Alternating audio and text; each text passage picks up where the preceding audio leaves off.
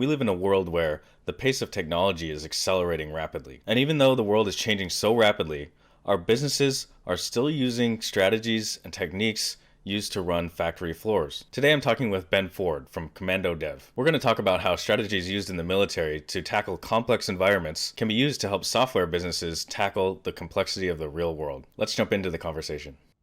So Ben, tell me about Commando Dev. How did that start? Hey James, thanks for having me. So my background before I was in tech was I spent 4 years in the military in the Royal Marine Commandos, which is actually where I started teaching myself the basics of Python. And for a long time after I left, I figured that my time in the Marines was just a fun diversion from my 20s. And now I'm a fully fledged software developer. I don't need to worry about that was a separate part of my life. And it wasn't until I started building my own teams, leading people, trying to align with increasingly accelerating businesses, that I started to realize that there's some valuable communication sort of hacks and techniques learned back in the military. So over the course of a few years of research on better teams and better communications, I always ended up coming back to concepts from the military that I'm sure we'll dig into shortly. I put the two parts of my life back together in a sense. So Commando development, and we can dig into the connotations of what Commando development means. There's several different sort of connotations for what that means to different size companies. Yeah, so it sounds like you're taking these skills that you thought were totally separate and realize that, hey, I can combine these into something totally unique. That's awesome. Yeah. So I think there are obviously lots of people taking their experiences in the military and applying them to civilian context. The difference really with me is that I'm kind of not doing that. I come from a very sort of civilian context, and I've just happened to have this other little set of experience that I think is useful. So I'm almost taking a principles first approach. So from a programmer's point of view, I'm trying to extract the right abstractions, and then I'm trying to reapply those to the civilian context. And actually, we can dig into this, I'm sure, but I increasingly think that fast-moving tech environments are much more like combat zones than factories. And most of our best practice seems to come from optimizing factories and that kind of school of thought. And I'm increasingly thinking that it's less and less of a good fit. Tell me a little bit about those principles. Sure. So I mean, contextually, the military is continually operating in chaos, right? You go in, you are using force to do something that another large body of people does not want you to do, and that inherently creates chaos. So over the centuries of doing that, the military's emergent behaviors have come up in the military, which are a good fit for operating in chaos. In the 70s, 80s, and 90s, a chap called John Boyd, who was a US Air Force pilot, began to go back over the literature and bring in a whole bunch of branches of science and social sciences. And the concept that he came up with was eventually, after sort of 30 years of iteration and refinement, the OODA Loop. And that, for me, that's my kind of, that's my fundamental abstraction for all of this stuff. It's where I go when I need to explain how entities interact with their environment. For those not familiar with the OODA Loop, the OODA Loop is an acronym for observe, orient, decide, and act. And traditionally, when you learn it from an article online, you might see a nice diagram with a big circle. But what I learned from Ben is that the OODA loop is not really a loop, and that threw me for a loop. And suddenly, the OODA loop, you realize how much more depth there is to that concept. Yeah, 100%. So I have started to think of the OODA loop as much more of a hierarchy. So there is a loop in there, but it's kind of like if you consider an entity that is operating in its environment, it has a boundary and it has an inside and an outside, and it has a means to exchange information and energy with its environment. And the mechanism of that exchange is increasingly how I think the OODA loop is really set up. That's what it describes. So you have observations, which are things that you observe about your environment. Those feed into your orientation, which is your mental models, your view of the world, your understanding of the state of both you and the things that are around you. And then you have a decision point and an action. And you can really kind of consider those as the inward flow of energy and the outward flow of energy. So the inward flow of energy is observation and orientation. And then the outward flow of energy is an intention and a decision to take an action. And then that feeds into your observation about how well did that action stick. So it's comprised of multiple different OODA loops at every single stage of that. So, if you're a company, let's say you're a tech startup, your sort of macro organizational size OODA loop is, the macroeconomic conditions, your mission, your purpose, the things that you are aiming to do in the world. But all of your people that comprise your organization, they all have their own kind of OODA loop. So, a programmer who's working with a compiler or doing a kind of release cycle for his software, that's a separate kind of OODA loop. And they're all fractally composed together until you get this kind of whirling melee of interacting entities that form the kind of the whole. Well, yeah. I mean, we've all been in a situation where you're on a small team who seemingly doesn't have any contact with the outside world, and suddenly you're making all sorts of weird decisions that maybe all the programmers are like, what is going on? And no one is aligned, and it just feels crazy. What's one way that an organization can make sure that they're staying in contact with the external as they go through their OODA loop, their OODA hierarchies? So that's a great observation, and yeah, you're right. That happens all the time.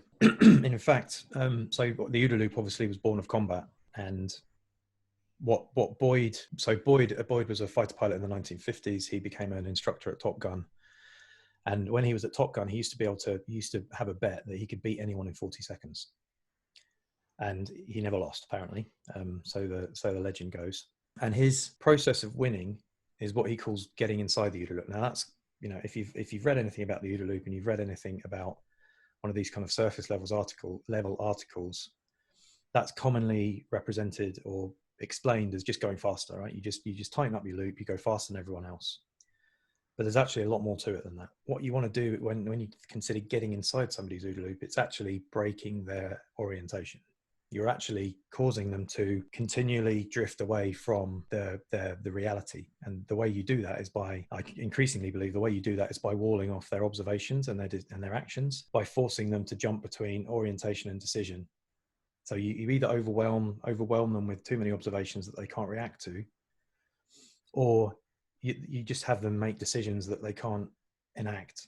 So they're continually, try this, try that, but nothing ever sticks.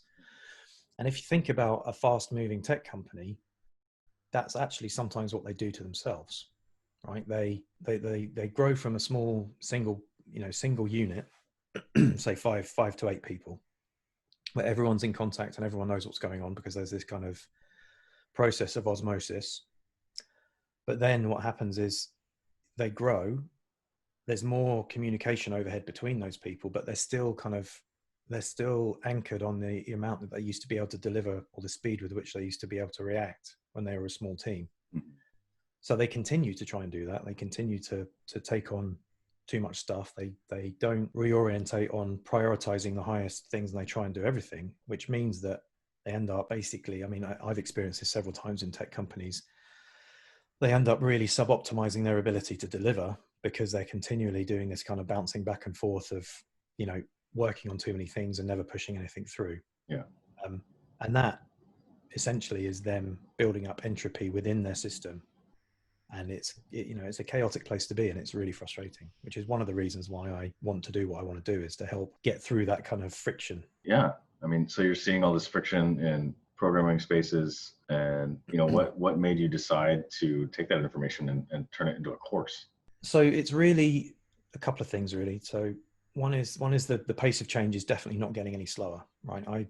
I've heard many people refer to, the exponentialization of the tech environment, right? You've got it's a naturally accelerating process because the things that come before get turned into things that other people can use. I was chatting with someone earlier today who was saying that, in the early 2000s, when you were taking VC money, a good half of that was just to build your website to sell your stuff. Yeah.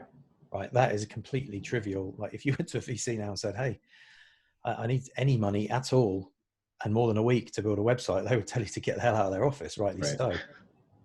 So that continual, packaging up and standardizing of building blocks means that you can now build things exponentially quicker, which then form the next, standing on the shoulders of ever taller giants, if you like. So that means that the way we communicate and the way we orientate needs to constantly change to match that changing external environment. But the problem is that much of our kind of agile software development and our kind of cultural teachings come from kind of the opposite environment of big companies that have built up a big legacy, and they need to get more efficient. So the reason that I put this into a course is because, I think people need to understand these fundamental concepts of the OODA loop, situational awareness, and then the thing that lets you communicate properly in a chaotic environment, which is the military kind of doctrine of mission command. And, I figured, well, if more people need to know this, it's better for me to be able to deliver that without having to sort of, sit there and explain it to them. So I'll make a course to try and share that with as many people as I can. Yeah, for sure. What's been like the biggest challenge when putting together this course? Because it feels like there's so many ideas and fundamental concepts that you're trying to convey in one course without being there. How's that gone? Yeah, I mean that has been a very difficult one actually. So I had a good understanding of the fundamentals that I think people need to understand, and I think they provide value on their own, right? They're useful, especially if you're talking to technical people that like thinking in terms of abstractions. They're useful standalone. biggest challenge for me in the course, which I haven't actually fully fixed yet because things have come up and work's got in the way, is moving from that abstract kind of fundamental principles to giving people concrete things they can use without turning that into like a packaged solution. What I don't want to become is, the Scrum of communication or something. Right. That, this myth that you've got some kind of pre-existing set of techniques that because it worked one time, 10 years ago in a company and it did well, that it's the right solution for everyone. So it's a real, and I think this is a thing that indie consultants in general struggle with, not just course providers, is balancing that kind of abstract, fundamental, underlying level with concrete specific techniques and tools that you can use. And that's something that I'm still kind of grappling with. Yeah, for sure. It's easy for you as the consultant or as the course creator, because you have all the knowledge in your head to stay at this level of abstraction. But yeah, being able to bring it down to a real world example is really it's tough. But that's, I feel like, such an important part of learning and of teaching. Yeah, so I was just going to make the observation that I think possibly that's one reason why courses are tending to trend towards more participatory than just a standard kind of digital product. Mm-hmm. I think if you look at, Rite of Passage and Building a Second Brain and Ali's new course about, becoming a successful YouTuber, there's obviously the principles in there, but they're able to carve out that space and charge a high enough price point that they can get people to practice as well. And, that really rings true with how we used to learn in the military, right? It's not sit in a classroom and learn concepts. It's go out and do the thing and then iterate and get better. Like I never even heard of the OODA Loop when I was in the military. Mm-hmm. But everything that we did on a tactical level was really, encompassing that concept. Yeah, that's interesting. It's interesting you note that sort of trend in online courses, because that's what I'm seeing as well. Have you thought about adding a participatory sort of aspect of your class? Yeah, I think there's a couple of ways I could go. I think I could do the kind of group coaching, get a bunch of founders of companies at a certain growth point. There are natural, what I call social inflection points that companies tend to go through just as a function of how communication networks need to change. And they're around sort of, 15 to 20, 30 to 50, and then sort of 100 to 150. So I could certainly build something specific to those organization sizes. Or the other option would be to build something which is a more targeted intervention with the kind of the digital content of the course as leverage to deliver the concepts, and then go in and work with company in a workshop to embed the concepts. Mm-hmm.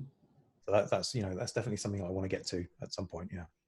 Yeah, that could be. I could imagine a company who's like at one of those inflection points, going, hey, like, can we show our employees your course, and then have you come in and talk about how to specifically implement these ideas for our company specifically? I think that would be really cool.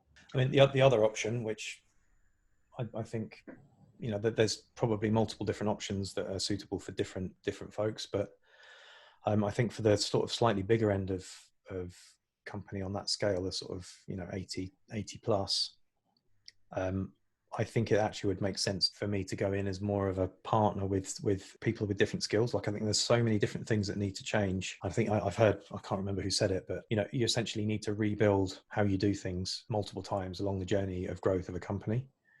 And there's so many different things that need to happen that aren't really in my kind of domain of expertise. You know, how you hire needs to change, how you onboard needs to change, probably how you do marketing and you know, manage that kind of growth OODA loop. I mean, it's still an OODA loop, but it's not my OODA loop. You know, it's not the one that I'm that familiar with. So I think, I don't know. I think what we're going to see over the next few years is an ecosystem of people that can come and deliver a kind of joined up approach of helping companies sort of almost pick, you know, I'm going completely against what I said earlier, but pick kind of things that work off the shelf as a starting point. And where I see I would fit into that is the OODA loop is the meta process that you have underlying all of this stuff that allows you to have a systems view of your whole business and make the right tweaks for things to work together. I mean, so that, you know, the OODA loop and John Boyd's ideas have been around for, you know, decades now, but I imagine that there has been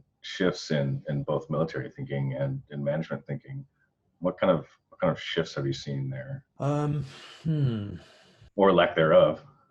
Well, yeah, I mean, so there's both going on concurrently, I guess. So, you know, when I joined the military, you know, in mid sort of 20 years ago, I was still carrying an analog radio, believe it or not.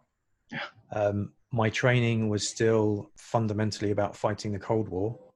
So it was all about, you know, NBC, nuclear, biological and chemical warfare defense. It was about digging trenches. It was about, you know, large scale land warfare in Europe, essentially, even though I was, you know, part of the Commandos. But, you know, if you look at the Commandos were born in the Second World War as part of the Special Operations Executive to wage asymmetrical warfare. So it's somewhat ironic that the wars that have bogged the West down in the last 20 years have been asymmetrical warfare, where we were on the receiving end. So, you know, there's definitely been a huge shift in how those wars are prosecuted and fought. You know, Team of Teams is a fantastic book that I always recommend, which tells the story of how a whole organization had to be reorientated to combat an enemy that was completely different to what they expected. And I mean, in business terms, I mean, you can't even recognize it nowadays.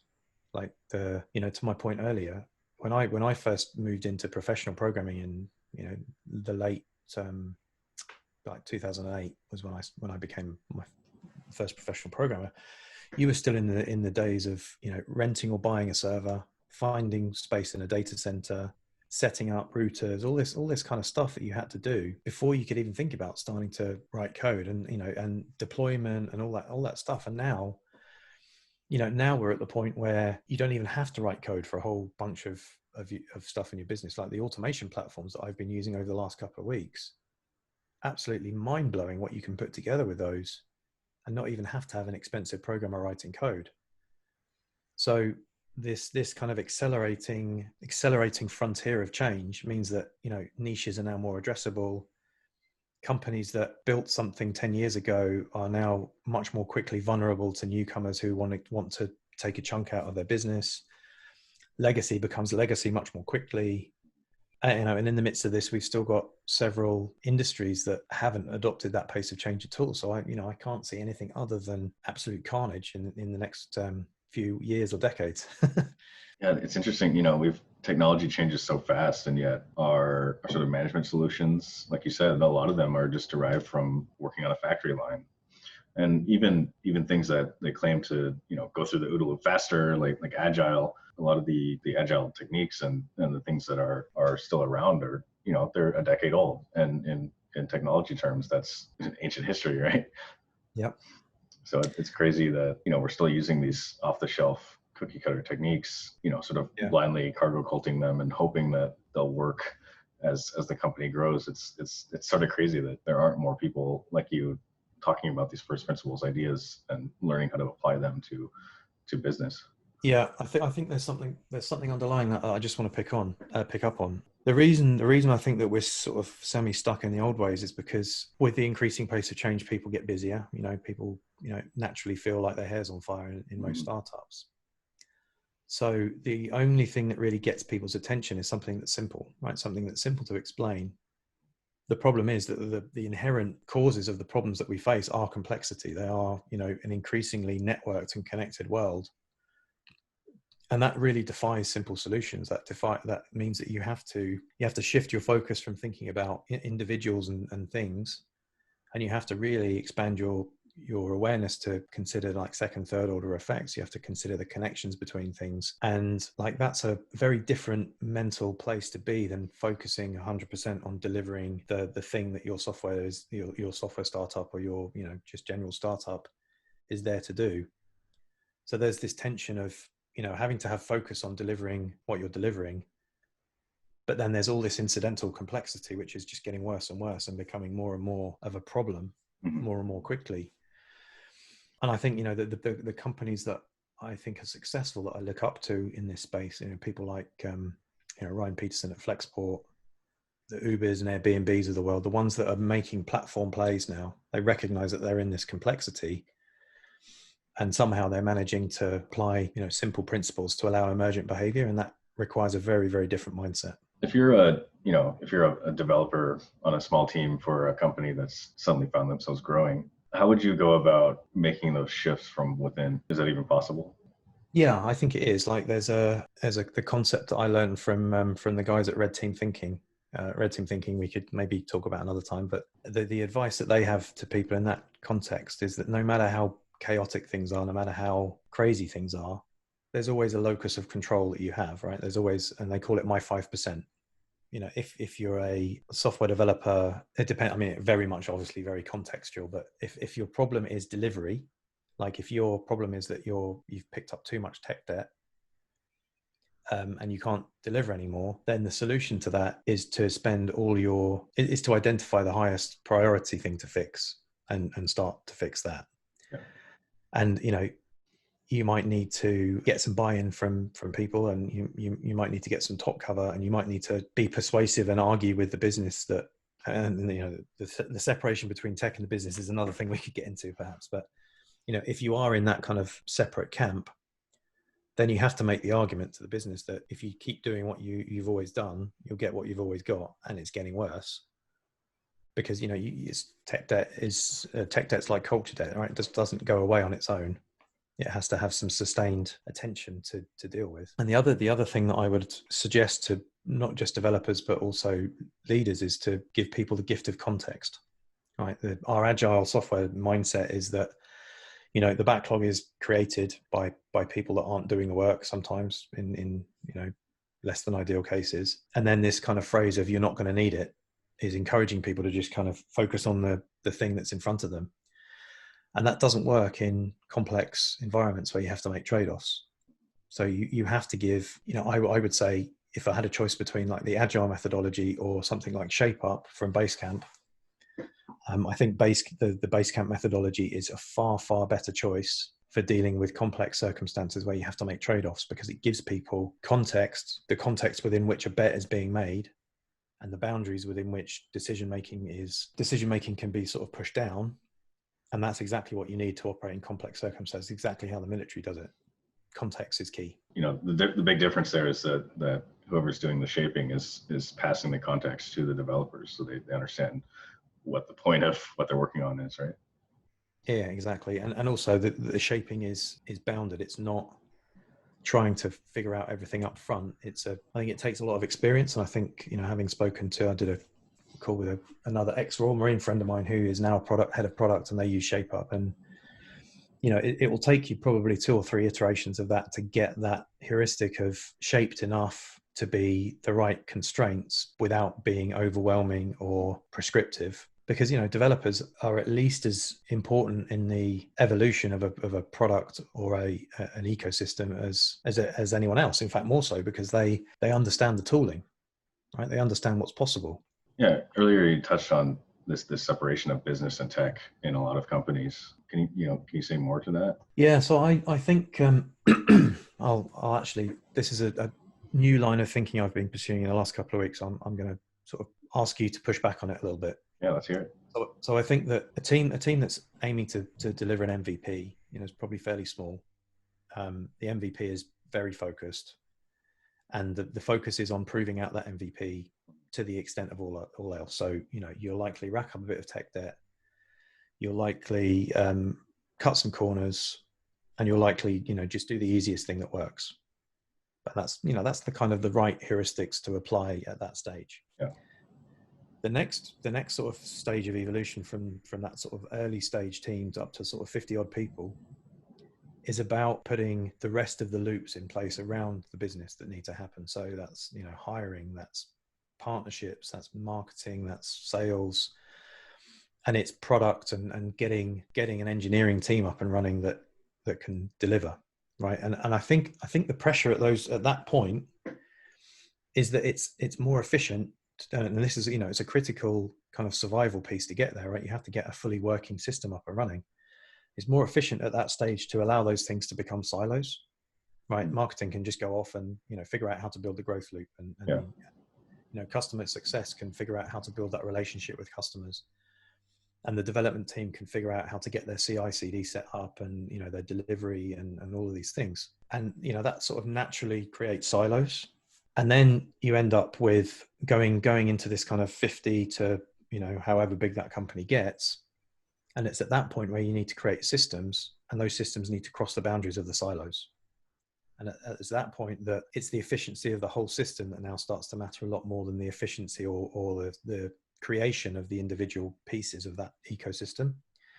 And I think that's where this kind of split between business and other functions starts to business and tech starts to become problematic, because now you need to break down all of those silos and build, cross-functional teams, or you need to have take some ideas from team topologies and build something that is a holistic, sustainable system for growth. So that's the kind of broadly the sort of the three phases, I think, and they're all aimed at different things necessarily. And I think it's those transition points that I see where the problems come. What do you think?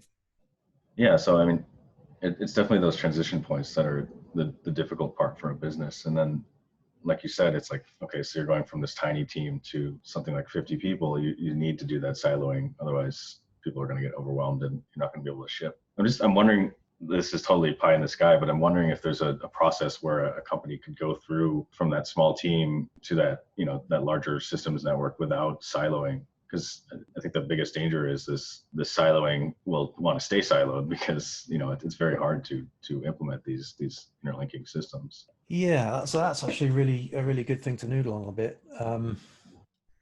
Yes, I think it's possible. I think if you lived in a world where there was a kind of acceptably good way of doing the various different functions, and you could just implement those things. So, there are a number of, courses, for want of a better word, that sort of teach you about growth hacking, or, how to build a sustainable startup.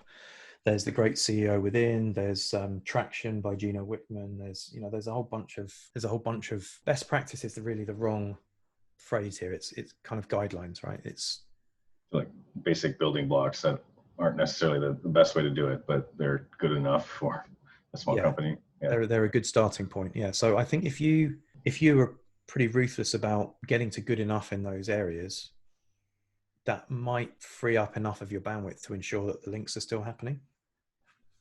Because you have to keep the endpoint in mind, because yes, it's important that you don't die along the journey, but equally, all companies are doing this better and better now. So if you're in a cohort of 0 to 1 type companies aiming for an outcome, if you kind of shit in your own bed on the way to getting to something sustainable, and another company has got to the same point as you are and they've made less of a mess, well, they're going to clean up, right? They are going to be operating within more efficiently, more effectively than you are. And if it's a competition, well, they'll win. Yeah, it's like, the siloing is done because it's more efficient. So like you said, if you're competing with another company and they're doing the siloing, you're just going to lose before you even get to that larger scale. Yeah, I mean, unless you can accrue some of the benefits of the siloing without falling into that trap. Like if you know that, okay, siloing is a useful tool for now, but in 6 months we're going to be at 50 people and we need to have X, Y, and Z. You can allow the efficiencies to accrue, but still keep an eye on where you need to be, and, you know, start thinking about the team topologies that you'll actually need, so that, you know, when that siloing is no longer driving progress, you can sort of roll it back or move it to where it needs to be. Yeah.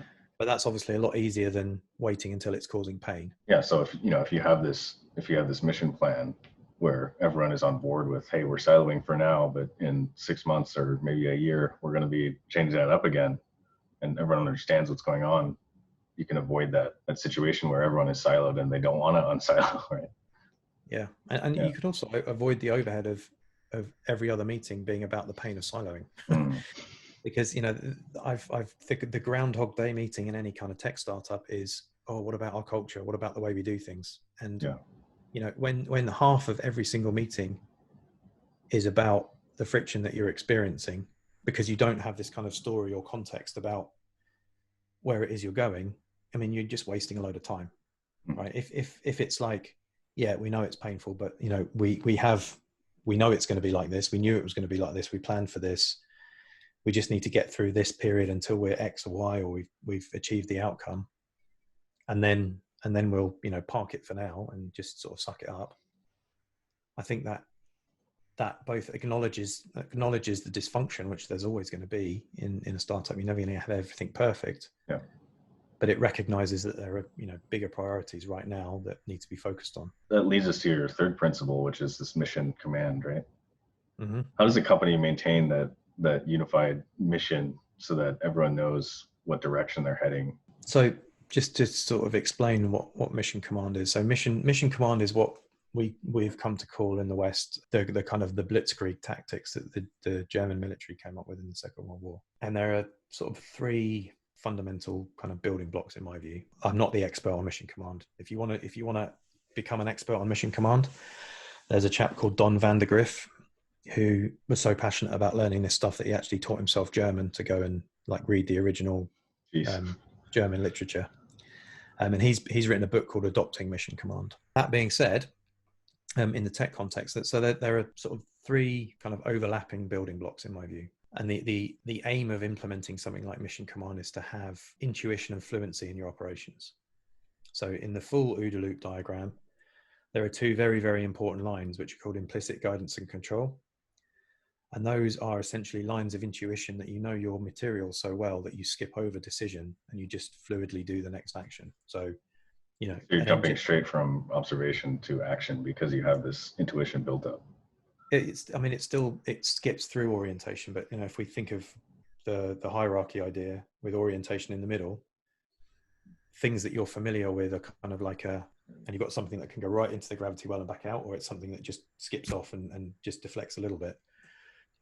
So if you have an observation that you are familiar with, let's say, you know, I'm coding away and I've skipped a character somewhere and I get a compilation error that indicates that I've misspelled something, and my editor tells me where it is, and I look at it and I'm like, oh yeah, I missed a word, I missed a letter, stick it in, all good, right? I don't need to stop the world and sort of rethink about everything. It's just an immediate, intuitive, I know this, I've got this, I fix it.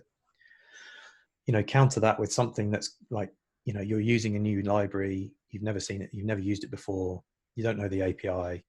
Every single thing that kind of falls in your path is like, is that me, or is that, you know, the library, or is it like I've you know, misconfigured it? And it's a much slower process where you're continually going deeper into orientation as you figure things out. So the aim for a business or for a company is to have systems and processes that support that intuitive operation as much as possible. So the building blocks of that, in my view, are trust, right? You have to have trust, psychological safety, so that the communication flows fluidly, right? And trust is, you trust each other, you trust the leadership to know that they've made the right decisions, and the leadership trust the people that are under them to deliver, right? So that they're you know, they're trusting in their ability. Trust then allows alignment to come about, and alignment allows that sort of fluency to start happening, right? The more you're aligned, the more leadership can let go of control, and they can trust people to operate within the boundaries that they've been set and give them the freedom to do that. Yeah. Which means that there's, you know, less less overhead incurred by people asking what they should do. There's more of that context, so that when things go wrong, or when things become unexpected, people can operate within their own intuition to solve those problems. And the overall result of that is a faster moving, more fluid, more agile, real agile business. Awesome. And so mission command is called by Don calls it the Doctrine of Empowerment, right? So it's the communication structures and systems that you put in place so that you have that emergent trust, alignment, and intuition. And when all of your teams have this sense of trust and this empowerment that, hey, like I know what I'm doing and I have the power to do it without asking 10 people, you're allowed to move faster. You're not spending as much time spinning your wheels in that decision. The team can grow. That's awesome. Yeah. And that's, that's what it feels like. Like before I was in the military, I used to do a bit of security work in some nasty nightclubs with my brother and our best friend. We were like a little trio, and we built up this kind of mutual. We had this kind of feeling within our team of the pub that we were working on. Like one of us would be up on the balcony, sort of watching over the other two, and we developed, like, we didn't even need to use our radios in the end. We had these little earpieces in, but we didn't need to use our radios because we would walk through the pub. We would have such a connection with each other that we would just be able to go like that.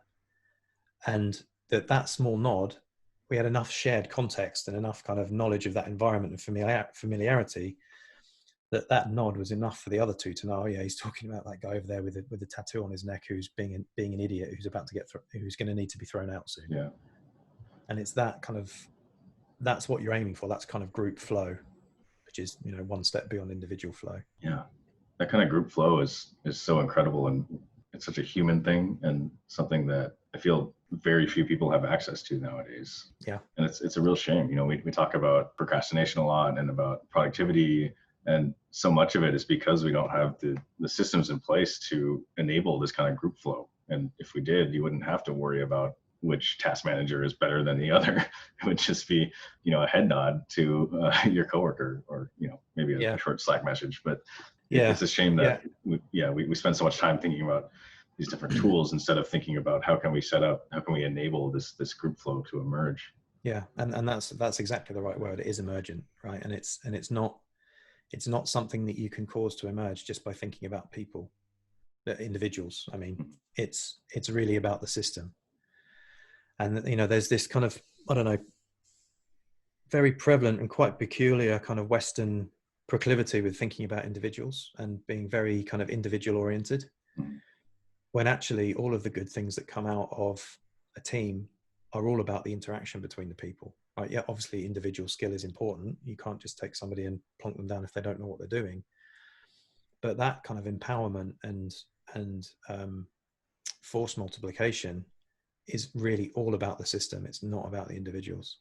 Yeah, we often talk about like hiring rock star engineers or 10x engineers, and what if your team was set up so that everyone was 10xing the whole group? That would have so much more leverage than just one rock star siloed off in an office by himself.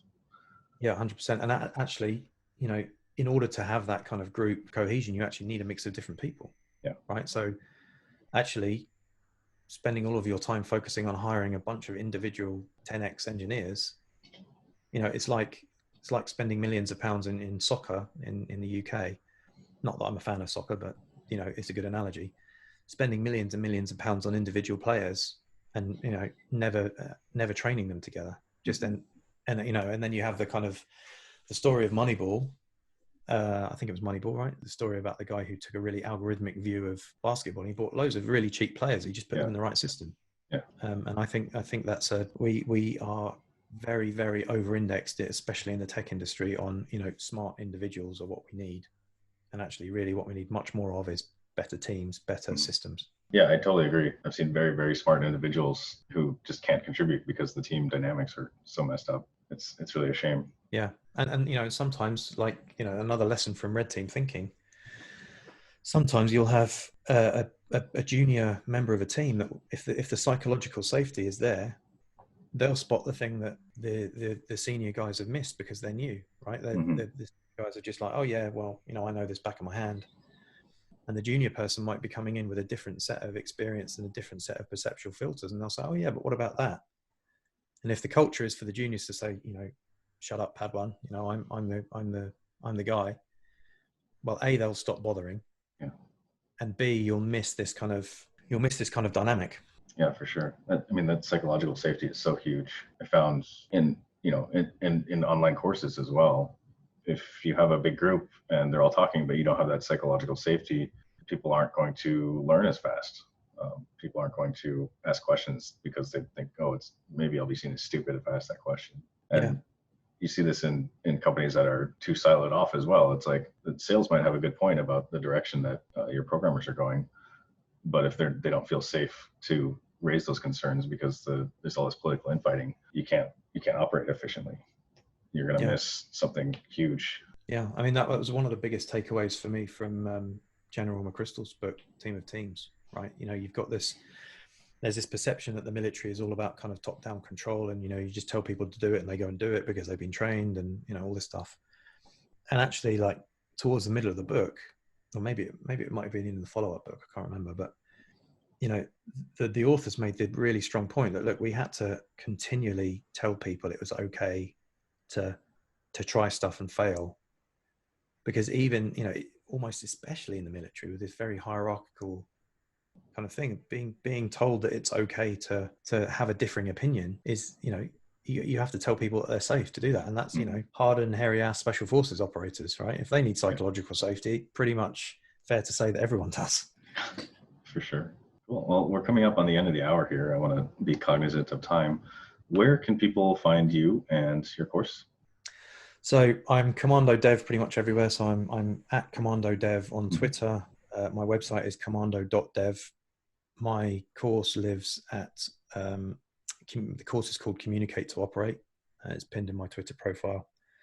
And, I just want to say, I love talking about this. I think Twitter is I was thinking about this earlier. Twitter is like my sensory mechanism. I love the serendipitous kind of connections that you make. So I'm always open for anyone to kind of ping me and say, I disagree with what you said, or have you thought about this? Love it. Just, hit me up. And I think I'm going to start doing a few of these kind of longer form conversations, because Twitter's great for that kind of packetized, discrete, serendipitous contact. But I think these kinds of conversations where you actually really dig deep and explore a concept are also really good. So if anyone wants to have any of those conversations with me as well, and I'm always up for that too. Awesome. Yeah, I'll put all the links to Ben's Twitter and social media and website and course, either here or down below. Go check him out. Ben's awesome. And Ben, thank you so much for coming on and taking the time to chat with me. This has been fascinating. My pleasure, James. Anytime. Really good. Yeah. Okay. I'll see you around. Cheers. Cheers. Bye.